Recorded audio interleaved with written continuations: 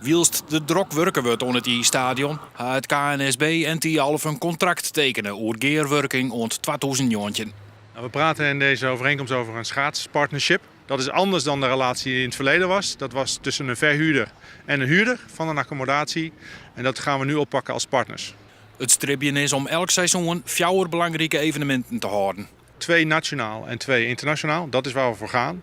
Om dat te realiseren hebben we ook de toezeggingen nodig van evenementen van de ISU. Dus daar zijn we van afhankelijk. Daar gaan we gezamenlijk, voor die 4 gaan we gezamenlijk strijden.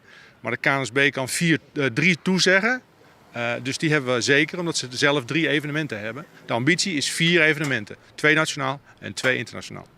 Mooi dit contract liep er een eind te komen onder de mooiste relatie tussen Tialf en het boen. Nadat Tialf verplicht waard om te concurreren voor een topsportlocatie met Almere en Zoetermeer.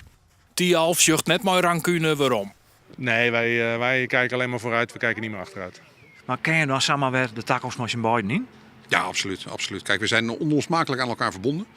En in een goed huwelijk hoort dat je ook wel eens wat woorden hebt, zeg ik altijd. En dan is het ook goed om daar samen weer sterk uit te komen. IJsdoom in Almere is van de baan, maar Tialf kan mogelijk nog concurrentie verwachten van Zoetermeer. En we moeten ook niet bang zijn voor een stuk concurrentie. De tijden zijn anders dan vroeger en daar is niks mis mee. Dat houdt ons scherp.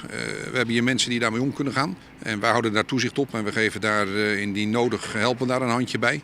En ik heb er alle vertrouwen in dat ongeacht het aantal wedstrijden wat wij toegewezen gaan krijgen in de verre toekomst, dat wij zelfstandig kunnen opereren met een stuk exploitatie waar we in Friesland trots op kunnen zijn.